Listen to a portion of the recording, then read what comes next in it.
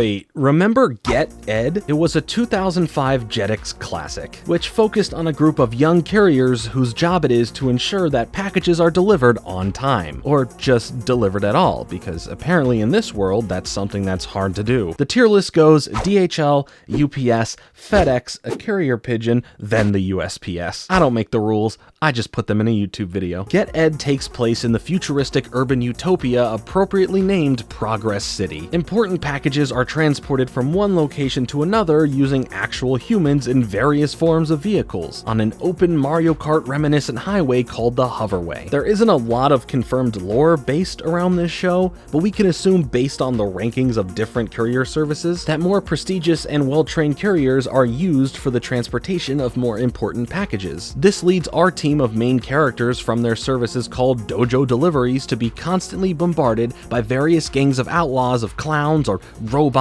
constantly trying to intercept these packages. Only running for one season, which totaled 26 episodes overall, this show was short-lived. Created by Andy Knight, the Canadian writer and director had also worked on projects like Inspector Gadget, and directed Disney's Beauty and the Beast, The Enchanted Christmas, and Ned's Newt and Pig City. Listen up, Reek.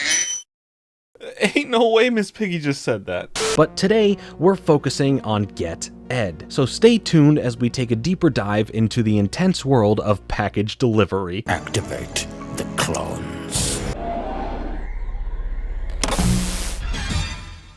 Game's about to start, and you got a lot to learn. The show itself focuses on Ed, our main protagonist, voiced by Lion Smith. He has no living family, so a lot of the mystery in the show comes from Ed's origin story, which the series very slowly reveals over the course of its one season. From the first episode, he finds that he has a special connection to a package that he is ordered to deliver. It ends up being a piece of alien tech that is heavily related to who Ed is as a person. Well, a genetically modified person. Various small forms of tech are revealed like puzzle pieces, and we are given a classic chosen one trope for our main character. Picture the Millennium items a bit in Yu-Gi-Oh! If they were futuristic rather than from the past. Along with his DNA being some kind of futuristic alien techy kind of thing, his clairvoyant abilities allow him to see possible futures.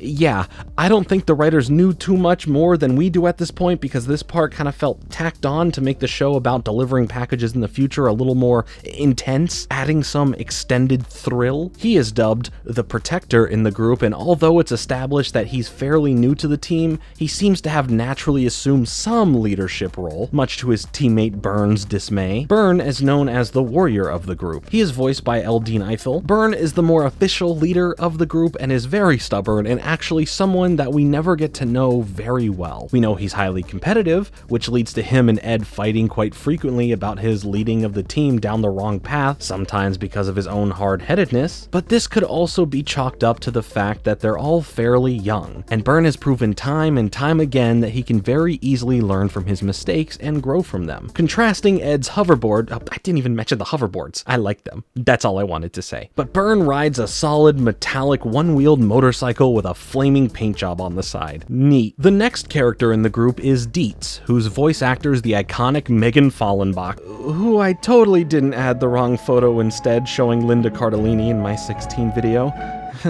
Anyway, Dietz is known as the dreamer of the group and by far one of the most interesting. Her given name is Sarah, and she was a teen computer programmer that was blackmailed by our main villain, Bedlam, into basically enslavement because he was holding her family as hostages. Dietz's personality is a nice contrast to the energy that Ed and Burn create. She is less competitive and relaxed, caring a lot about her nails and easily disgusted by some of the more unappetizing situations that they are constantly being put in. Although she complains frequently, she proves to be very loyal to her team and is willing to get messy for them.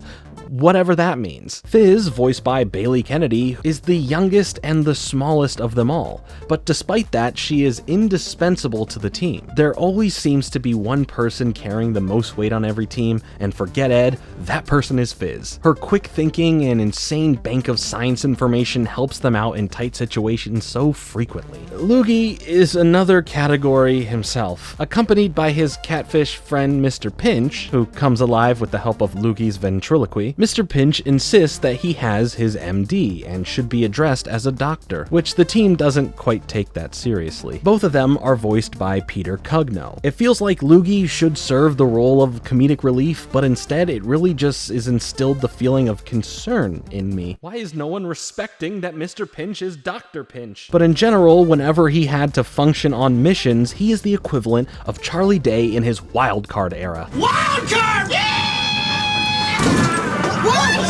The deliveries in which the team actually succeeds in keeping their drop safe, Loogie tends to mess it up anyway, or almost mess it up. And I have to admit, we're pretty good. Upgrading to the next level.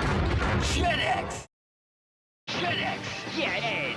Today at 4/3 Central on Toon Disney. Speaking on that, there must be a lot of boring off-screen deliveries that we don't get to see because it seems like every delivery that we are shown goes horribly wrong. While they are able to foil Bedlam's plans successfully and usually return the package, it comes at a cost of them doing their jobs competently. Their ranking is also very frequently vocalized by a fun, omniscient radio announcer woman in a very Gossip Girl adjacent format. Fun fact, I was walking around Brooklyn the other week and they were filming the new Gossip Girl. That has nothing of note in this video. I just felt like a Gossip Girl walking by the filming. So we know that they lie in the ranks pretty mid, and it seems that the team falls down the ranks more than they climb it. It could be that Bedlam, our main villain, is just targeting really specific packages and we only are shown these deliveries that have significance to the overarching plot. Bedlam himself is such a perfect antagonist. His dark and drawling tone mixed with his slim Matrix-inspired appearance is the perfect look for someone who is constantly looking to take over the world. And you can't forget about that beautiful soul patch and goatee pairing. Mwah, phenomenal. Along with world domination, Bedlam is also fixated on Ed and his seemingly otherworldly abilities and connections to powerful alien tech. He and Old School, the kid's mentor voiced by Tony Daniels, guardian and founder of Dojo Deliveries, used to be business partners before they had some sort of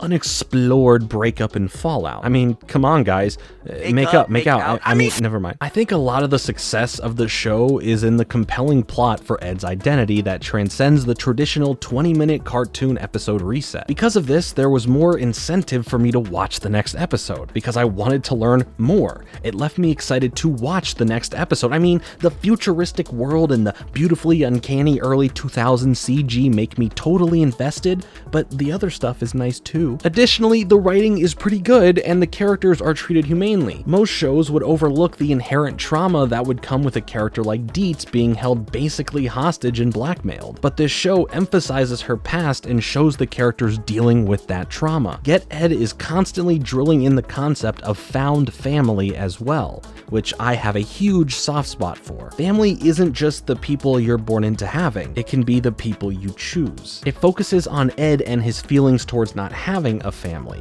It really goes to show how little it takes for a character to come alive and feel real and relatable to an audience. And the show did exactly that. While it does have its wacky moments that require the viewer to have a juvenile approach in order to even remotely make it all make sense, it also treats the characters as malleable and fallible people. And that's one of the show's strongest aspects. The art style also holds a lot that requires unpacking, and wow, computer animation at the time was just perfect. I mean, not really perfect, but for me, perfect. Just in general, it teeters on the edge of Polar Express-esque Uncanny Valley, but the characters are artistically stylized enough so that it isn't a true and Uncanny Valley example. Because of the underdeveloped computer animation of the time, the backgrounds are left feeling a little flat, but the action sequences more than make up for it. A lot of the show is basically just hyper-techno music with an intense chase fight ensuing, and I just love it. One of the major things that stuck out to me while rewatching is the music choices that go into the show, and everyone can agree that the techno theme song is a straight banger, and those at the Primetime Emmys agreed, as it seems. The intro song, written by Ari Posner and Amin Bhatia,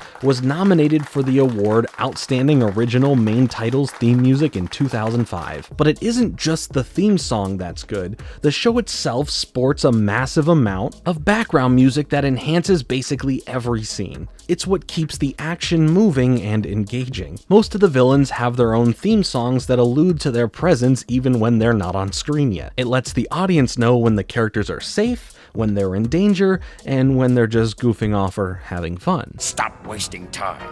Oh, Yes, sir. And later, stick around for Get Ed, right here on Jetix. A brand new Jetix series on Toon Disney. There was a lot of cool things that never had the chance to fully come together, making the 26-episode adventure fall a bit flat. Just like those backgrounds, am I right? Don't take that as in the show is bad, because it's not. Everything else as a whole was a lot of fun, but it hits this dead end so hard it somewhat spoils all of the good that came before it. I wanted to see more of this, where it was all planning to go, but it doesn't look like that will ever be an option in the future. Unfortunately, the creator of the show, Andy Knight, passed away in April of 2008. Because of this, and the fact that it's been 17 years since the show came out, the chances of a reboot or a continuation are even slimmer. I feel in general this show is fastly becoming lost to time. I would like to see a more modernized version of this show, given that the concept of packages being delivered and stolen is so commonplace today. But for now, if you're looking to get your Ed fix, you can either watch the one-season series or try out their combat-style flash game called Get Ed, Courier Combat. So with a quick salute to our brave couriers in yellow, brown, white, and blue, that's all for today. And you need to sign for your package here, and here, and here. If you've seen Get Ed, make sure to let me know your thoughts about it in the comments section below. I'm very curious if you were as disappointed because we didn't get any season 2 and you really liked the show like I am. But anyways, thanks so much for watching. Make sure to hit the like button and subscribe for more content like this, or we're no longer going to Chili's. Follow me on Twitter, and I'll be back with another video soon, but until then, later.